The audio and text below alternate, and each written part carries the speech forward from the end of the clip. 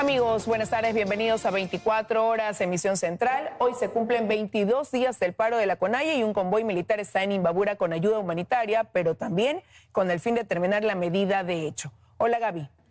Hola Liz, amigos, muy buenas tardes. Además, hoy el mundo fue testigo de un acuerdo histórico, la ruta de la paz en Medio Oriente, que empieza con la liberación de rehenes israelíes y de presos de Hamas. Así empieza una nueva esperanza de que se silencien las armas en esta zona del mundo. Con esto empezamos.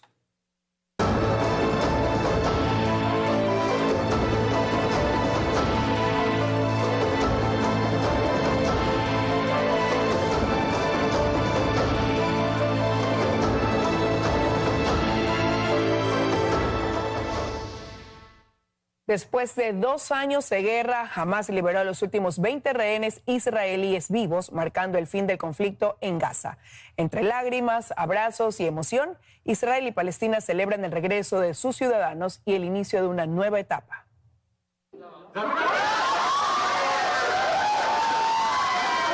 Los gritos de emoción se mezclan con el llanto. Y los abrazos no son suficientes para darse cuenta que sus seres queridos por fin están de vuelta.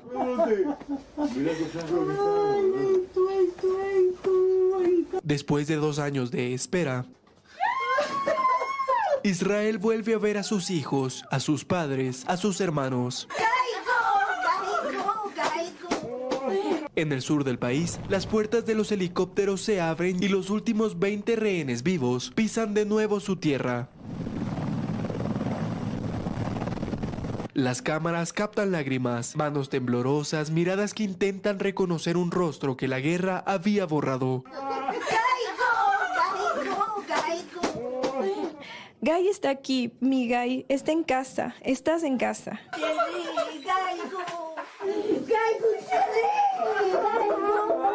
Entre los liberados se hallan nombres que durante meses fueron sinónimo de la esperanza en las pancartas de la llamada Plaza de los Rehenes en Tel Aviv.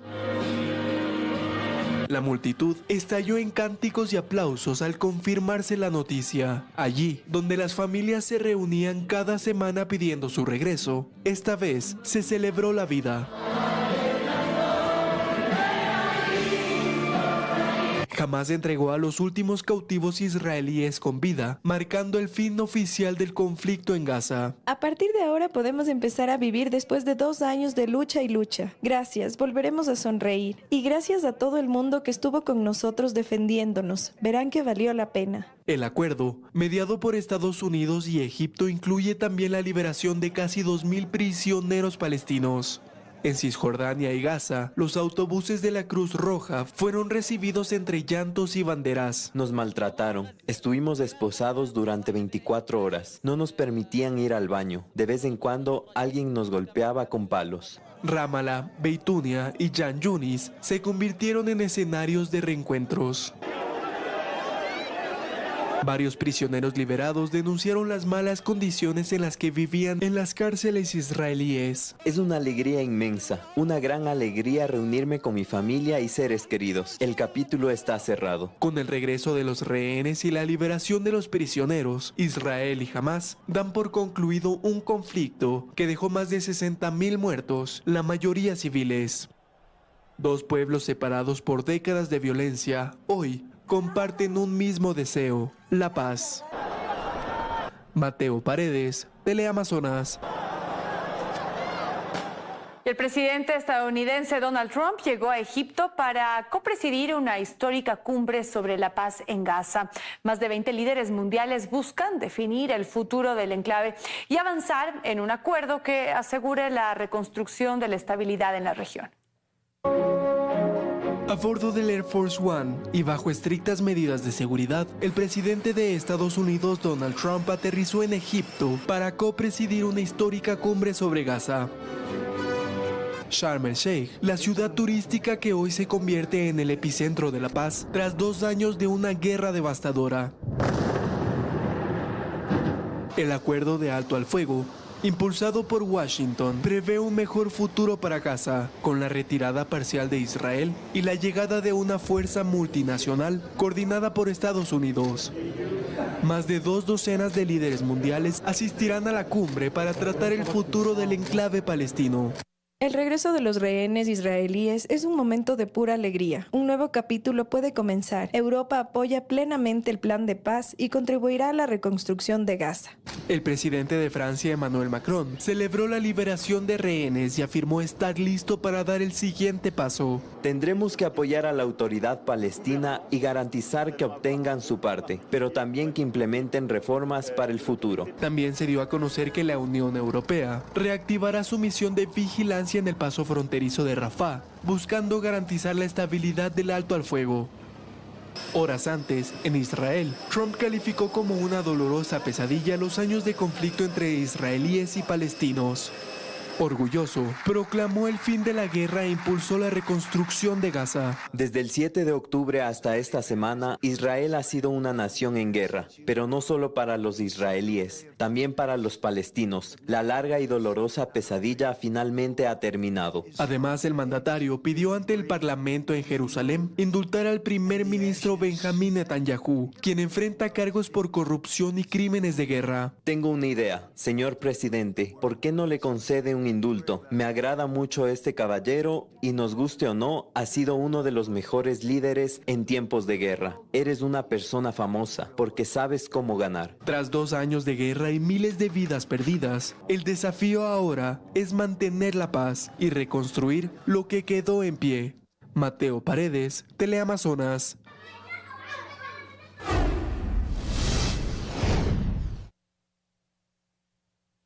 En el ámbito nacional, sobre las 11 de la mañana salió un convoy humanitario desde Tababela hacia Imbabura con alimentos, medicina y gas de uso doméstico. La vicepresidenta encabeza el recorrido. Karen Aro, desde la Panamericana Norte, nos tiene los detalles. Hola, Karen.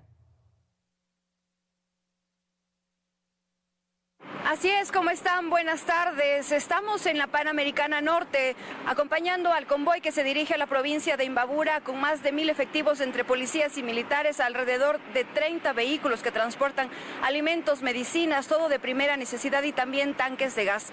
Lo que ustedes van a observar es justamente la fila que se ha formado en la Panamericana Norte, donde ya hay el primer obstáculo con tierra, que hay maquinaria que acompaña también este convoy y que la mueven un poco para poder avanzar. La intención, según el ministro del Interior, John Reinberg, es hoy llegar a Ibarra, a la provincia de Imbabura, para entregar las raciones de alimentos de primera necesidad y también instalarse en la gobernación de la provincia de Imbabura para hacer seguimiento toda esta semana de las movilizaciones. Pero son más o menos unos 100 vehículos que se movilizan por la Panamericana Norte. El jefe de operaciones de las Fuerzas Armadas lo que nos ha indicado es que la disposición es que se tiene que abrir la carretera para que el convoy humanitario pueda llegar al objetivo, que es a la provincia de Imbabura, e instalarse en este lugar y distribuir los alimentos. Si es necesario, se hará uso de la fuerza, han dicho las autoridades, pero se va a tratar de primero dialogar con las organizaciones indígenas que se instalen en el lugar. Escuchemos un extracto de lo que dijo el ministro del Interior, John Reinberg, el momento que este convoy iba a salir de Tababela, respecto de los anuncios que han hecho organizaciones indígenas de que no irían a permitir el paso del convoy. Veamos. Hoy sabemos que ya en unos lugares se están preparando para nuestra llegada. Sabemos que en Cotacachi han puesto más de 100 vehículos y hay más de 1,000 personas que han cerrado la vía y que están esperando para enfrentarse a la fuerza pública, para impedir que esa ayuda humanitaria llegue. Entonces, con esto les quiero decir cuál es el mensaje de ellos: violencia, ataque.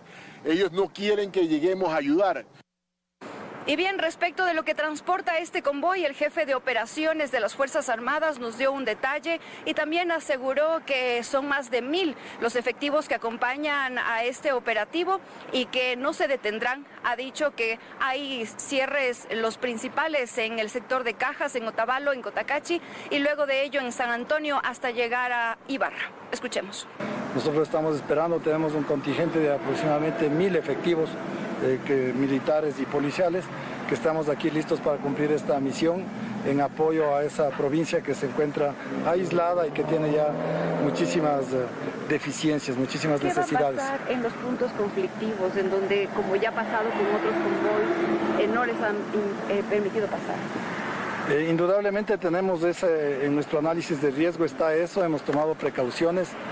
Esperamos que la respuesta no sea tan hostil.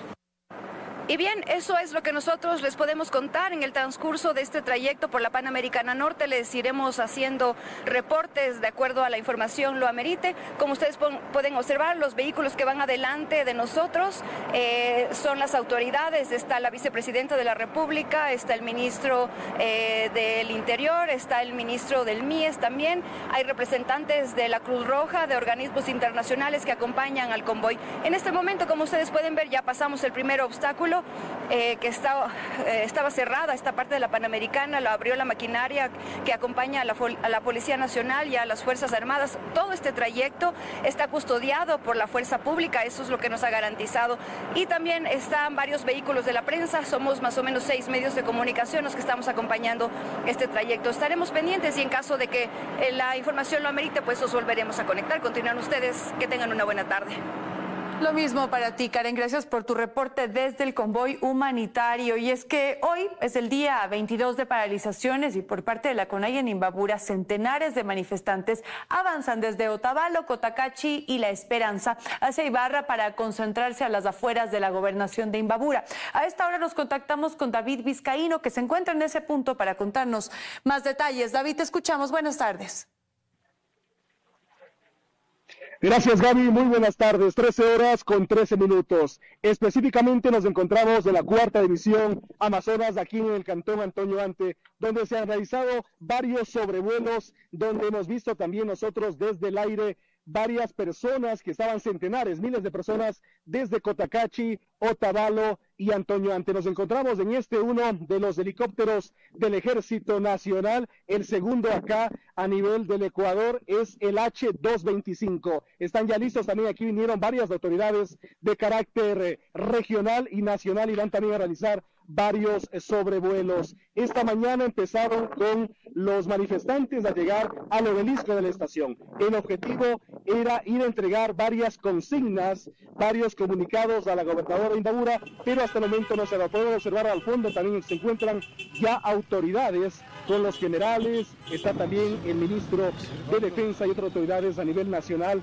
que están aquí presentes en el cantón Antonio Ante. Estaremos nosotros muy pendientes de lo que pueda acontecer. Además, por favor, hace muy pocos minutos se dio un fuerte mega operativo esto en Buenos Aires, donde acabaron con la minería ilegal, sobre todo en la montaña, en los cerros. De nuestras próximas emisiones en el noticiero estelar estaremos también con un informe completo acerca de este duro golpe a la minería ilegal en el cantón de Urjuquí, en la parroquia de Buenos Aires. Mientras tanto, continuamos con más noticias en estudios. Mi querida Liz, 13:15. Una excelente tarde de nuestra parte. Gracias, David. Quedamos pendientes entonces de esos nuevos reportes. El convoy militar que salió este lunes no solo llevará ayuda humanitaria a la provincia de Imbabura, sino que tiene por objeto poner fin al paro de la CONAIE. Así lo expresó el ministro del Interior, quien aseguró que la fuerza pública acudirá dispuesta al diálogo. Que el paro de la Confederación de Nacionalidades Indígenas del Ecuador tiene los días contados, fue lo que expresó el ministro del Interior, John Rayburn, en el espacio de entrevistas de 24 horas. El convoy militar con ayuda humanitaria que partió este lunes desde Tababela permanecerá en la provincia de Imbabura el tiempo que sea necesario. Y vamos a usar, obviamente, la fuerza pública para hacer una apertura total de vías, porque esto se acaba ya, Milton. Vamos a llegar, vamos a dialogar. Si el diálogo no es y quieren tornarse violentos, la fuerza pública está ahí para actuar. Diálogo que aclaró no contempla el dirigente de la CONAIE, Marlon Vargas, quien al parecer del ministro tiene una agenda completamente diferente al tema que convocó al paro, la eliminación del subsidio al diésel. Marlon Vargas está por la consulta popular, Marlon Vargas está por temas políticos, Isa está por un tema de ser candidato. Engañan, sí, a pocos sectores indígenas, que es con los que han logrado ellos estar en el paro, no nacional. Por favor, ese paro provincial. Bajo esa misma línea reacciona lo dicho por el alcalde de Quito, Pavel Muñoz, en redes sociales, pues aclaró que el municipio los contactó por el temor a lo que podía pasar en la capital y se puso a disposición de las fuerzas del orden el sistema de movilidad de la ciudad. Horas más tarde, el discurso cambió. Quito no puede asumir ni pagar las consecuencias de decisiones erróneas, pero Quito sí puede ponerse una vez más al servicio del país. A mí eso me huele que recibió alguna llamada del exterior diciéndole qué es lo que él tenía que decir. El alcalde le dice excesos, la ciudadanía le dice orden y control. Pese a la convocatoria realizada por la CONAIE para marchar en varios sectores de la capital, resaltó que se cumplió con la ciudad, pues con cierres viales se impidió que los manifestantes violentos ingresaran. Sabíamos que había un grupo importante que tenía la misión de ingresar a Quito y atacar a Quito. Resaltó que el número de manifestantes que se vio en las calles de Quito este domingo es una muestra clara de que la ciudadanía no apoya el paro y quiere trabajar. Como resultado de esta marcha hubo 2 detenidos, 121 en los 22 días de paro de la CONAIE, una cifra que contrasta con los 1.200 detenidos en 2019 y cerca de 300 en 2022. Daniela Valencia, Teleamazonas. La portavoz de Carondelet, Carolina Jaramillo, afirmó que pese al paro, la economía muestra una recuperación. Destacó que el feriado dejó $50 millones en ganancias, un 47% más que en el 2024. Que el paro no fue motivo para detener el turismo durante los 4 días de feriado fue el anuncio que hizo este lunes la portavoz de Carondelet, Carolina Jaramillo, en la habitual rueda de prensa de los lunes. Allí dijo que aumentar a 4 días de asueto incidió en un incremento de los viajes internos. Este feriado se alcanzó $50 millones en ingresos gracias al turismo. Esta cifra es 47.1% mayor que los ingresos reportados el año pasado. Según Jaramillo, este dato y el incremento en ventas a nivel nacional de 13% solo en el mes de septiembre reflejan que las movilizaciones no tienen impacto en las actividades que mantiene la mayor parte del país. Revelan que las cosas marchan bien para la mayoría de los ecuatorianos. Sostiene que las estrategias que utiliza el bloque de seguridad están dando resultados, aunque sean criticadas por ciertos excesos de la fuerza pública. Está haciendo el trabajo que le corresponde, que es mantener la armonía y la paz entre los ecuatorianos, porque no se puede permitir que una parte marginal de la población, liderada por dirigentes que no representan a nadie, generen caos en el Ecuador. Frente al bloqueo que vive la provincia de Imbabura, en donde en contraste con el resto del país, en los 4 días de feriado solo se registró un 4,6% de turismo, explicó que los diálogos se mantienen, pero con las bases, no con los dirigentes. Fruto de esos diálogos, la provincia de Chimborazo está recuperada, la provincia de Cotopaxi exactamente igual, y espero que en las próximas horas suceda exactamente lo mismo en Imbabura. Así el gobierno estima que pronto las movilizaciones finalizarán. Belén Merizalde, Teleamazonas.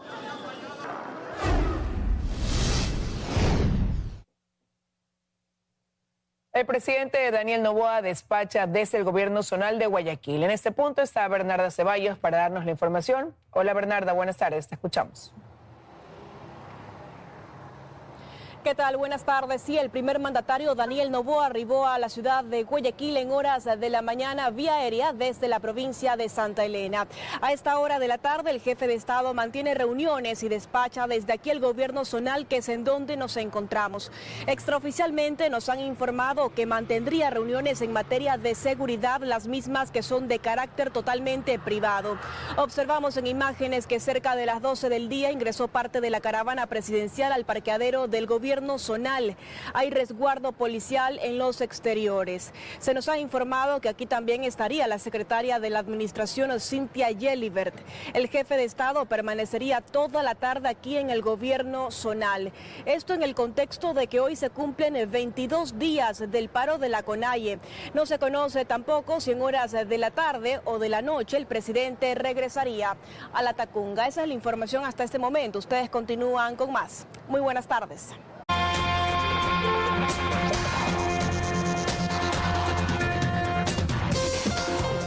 Seguimos con más información, amigos. Gracias por acompañarnos. La provincia más golpeada en estos 22 días de paro es Imbabura, en donde los sectores ganaderos, comercial y hotelero reportan más de $50 millones en pérdidas. Representantes del sector hacen pedidos de reparación al gobierno. Ya son más de $50 millones de pérdidas que deja el paro convocado por la CONAIE. En este día 22 de bloqueos de vías e impedimentos para salir a trabajar, representantes del sector productivo de Imbabura lamentan que la falta de diálogo entre el gobierno y el movimiento indígena hayan dejado en un punto muerto a la provincia. y las pérdidas por sectores en el sector turístico y hotelero es total. En el sector agrícola, alrededor de $10 millones. En el sector comercial, $10 millones. Y en el sector turístico, alrededor de $20 millones en toda esta época. Mientras tanto, el sector textil vive su temporada más crítica. Camilo Ontaneda, presidente de la Asociación de Industriales Textiles del Ecuador, explica que al inicio de las movilizaciones se perdían $200,000 diarios, pero con el pasar de los días, esto fue aumentando considerablemente. Las pérdidas, como mencionaba, ya están escalando más de los $300,000 diarios y lamentablemente cada día es peor. Las empresas en Imbabura especialmente, que es el punto más caliente, están ya están algunas empresas paradas. A ellos se suman los ganaderos. Los 22 días de paro focalizado no solo provocaron que se pierdan millones de litros de leche y dólares, sino también toda una cadena de productividad, principalmente en Imbabura, Carchi y parte de Pichincha. Pasando obviamente por la mano de obra, inseminación, las medicinas veterinarias, la fertilización, las semillas, que debemos estar ya en los 4 millones de litros perdidos y $2 millones a nivel de productor. Y esta no es la única preocupación del sector, pues Gabriel Espinosa alerta que los productores de leche y ganaderos están sometidos a extorsiones constantes. A los tanqueros, donde les exigen el 50% de la leche, son 5,000 litros cada vez que pasa el tanquero. Un alivio en la eliminación total de todo lo que significa recargos, intereses y multas para todo el sector hotelero, turístico y comercial. Línea de crédito blanda de 10 años con 5 años de gracia. Ellos estiman que la recuperación económica podría tomar de 5 a 10 años y que incluso las pérdidas podrían llegar a ser peores que en las protestas de octubre de 2019. María Fernanda Utreras, Teleamazonas. El país cumple un mes sin subsidio al diésel y el impacto de esta medida no solo se siente en la caja fiscal, sino en temas de contrabando, mientras que el INEC afirma que la inflación fue menor al 1% durante esos 30 días. Tras más de 50 años de subsidio al diésel, el país cumple este 13 de octubre su primer mes sin esta subvención. La fecha transita por un nuevo paro convocado por la CONAIE y una decisión inquebrantable por parte del gobierno de mantener el precio de este combustible liberado, cuyo costo del galón pasó de $1.80 a $2.80.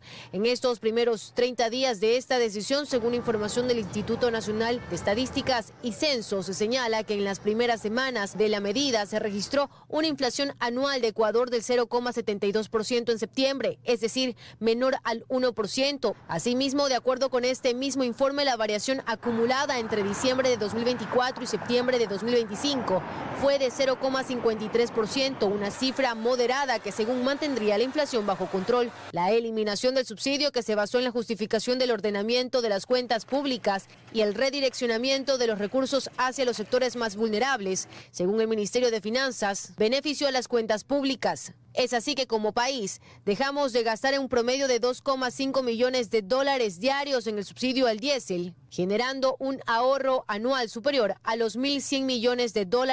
Pero el impacto ha ido más allá de la caja fiscal. También se siente en el contrabando, pues tras un mes del decreto, el consumo nacional del diésel cayó un 13,4% en las provincias fronterizas y mineras, reportándose una reducción notoria en Carchi, Imbabura y El Oro. Frente a esto, como todos los meses, este domingo 12 de octubre, los precios de los combustibles se modificaron, pasando así el galón de la gasolina extra y Ecopaís de $2.88 a $2.91, mientras que la super pasará de $3.47 a $3.55 el galón, en tanto que el galón del diésel se mantendrá en $2.80. Estos valores regirán hasta el próximo 11 de noviembre. Astrix Ingrid, Teleamazonas. Y existe preocupación entre los alcaldes notificados por el Ministerio del Ambiente y de Energía por la eliminación del cobro de la tasa de recolección de basura. Algunos califican la decisión como unilateral. Nuestra compañera Erika Vera se trasladó al Cantón Milagro y nos tiene más detalles a esta hora. Erika, buenas tardes. Así es, buenas tardes. Los alcaldes de 41 cantones del país deben preparar cómo será el proceso del cobro de la tasa de recolección de basura, esto tras recibir la notificación por parte del Ministerio de Ambiente y Energía que este rubro no será previsto en la factura de energía eléctrica desde el 1 de octubre. Esto obviamente generó reacciones y reclamos por los alcaldes. Hemos preparado el siguiente reportaje para conocer su disposición. Veamos. Consumo mensual de los... Basándose en el artículo 60 de la Ley Orgánica del Servicio Público de Energía Eléctrica, que menciona que en la factura correspondiente al consumo de servicio público de energía se incluirá única y exclusivamente los rubros correspondientes a los servicios que presta la empresa eléctrica.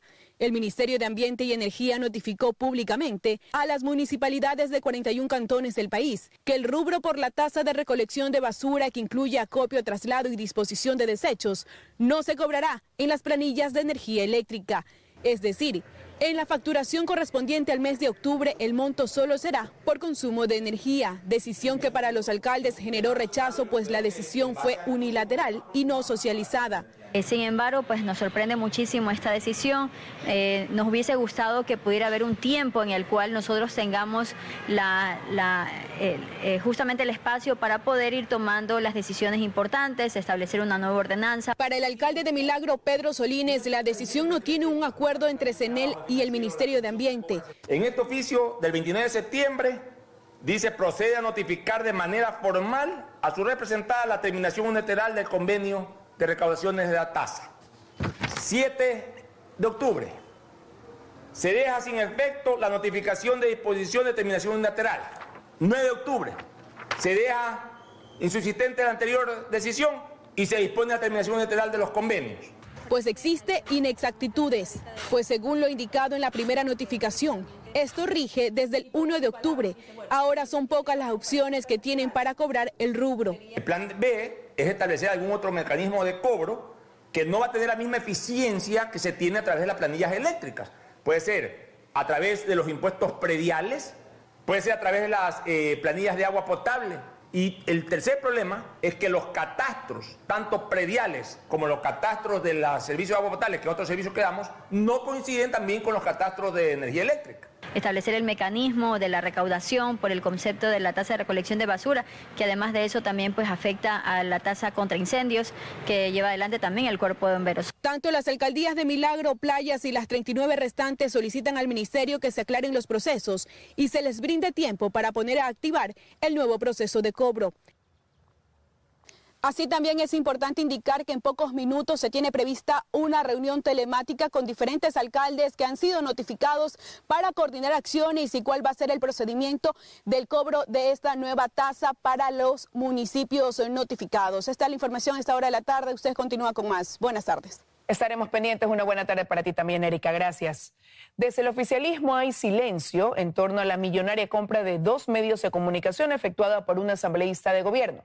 La portavoz de Carondelet dice desconocer si hay alertas sobre el origen de los fondos, mientras el titular de la UAFE prefiere no pronunciarse sobre este tema. Primer inciso del artículo... Luis Ricardo Alvarado Campi, hoy asambleísta suplente, saltó a la política en la primera campaña de Daniel Noboa como candidato por la provincia del Guayas. Si ya estás cansado de los mismos de siempre, tienes en tus manos el poder de decidir este 20 de agosto por gente nueva. En esa contienda llegó al Parlamento, donde fue vicepresidente de la Comisión de Fiscalización. Apoyo la gestión de nuestro presidente Daniel Noboa. Entonces, ante la Contraloría, reportó un patrimonio de $33.740. Ese año, 2023, reportó en cero su pago de impuesto a la renta, así como de salida de divisas. En la última elección volvió, pero esta vez como asambleísta suplente. Y ante la Contraloría reportó un incremento patrimonial que ahora se ubica en $66.279. Y según registro, en 2024 pagó $6.138 de impuestos. Nada que anticipe lo que estaba por ocurrir. Y es que el 24 de julio pasado constituyó la Sociedad de Acciones Simplificadas Galamedios, que con un capital de $50.000 compró un medio digital en $1 millón y 800 acciones en una reconocida radio de Guayaquil en $1,6 millones. Todo ocurrió el mismo mes, agosto. La transacción ha levantado una ola de cuestionamientos, pues Alvarado, quien figura como accionista en otras 3 compañías y que se encontraría fuera del país, continúa formando parte de las filas del oficialismo, desde donde se prefiere hablar de una transacción entre privados, dejando sin respuestas preguntas como ¿de dónde obtuvo esos recursos? ¿Con qué objetivo se compraron estos medios de línea editorial oficialista? Se lo preguntaron así este lunes a la portavoz de Carondelet. ¿Le llama la atención al gobierno y alguna investigación en curso? ¿Se hará algo respecto a eso? Eso quiere consultarle. Gracias, Carolina.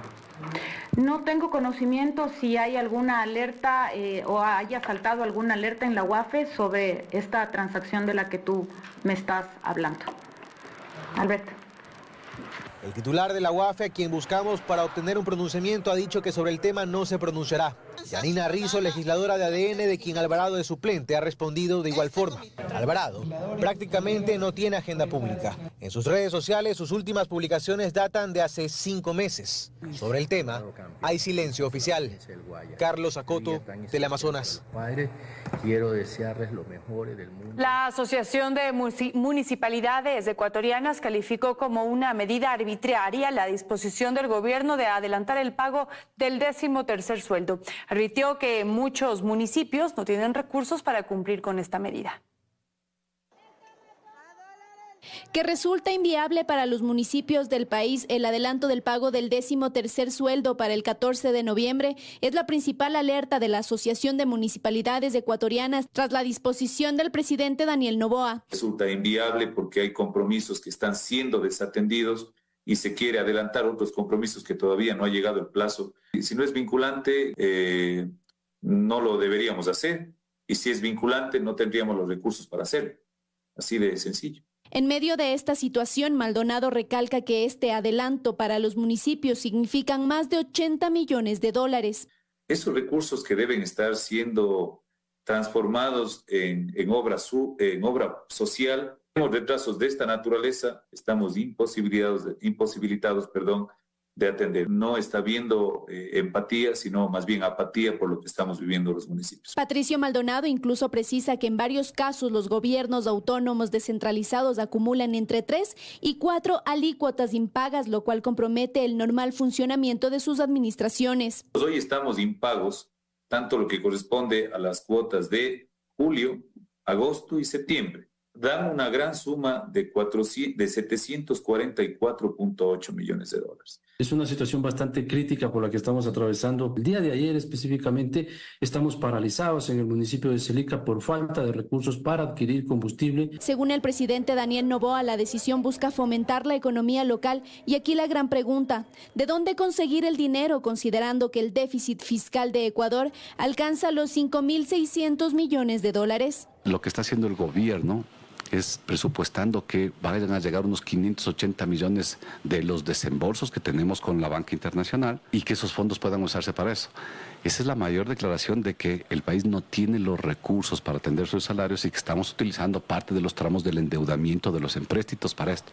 En este sentido, Santa María dice que Ecuador no está en las condiciones ideales para que el Estado haga un mal uso de la caja fiscal, pues asegura el país vive un ambiente de incertidumbre que genera menos inversión extranjera, minera e incluso petrolera. María Fernanda Utreras, Teleamazonas.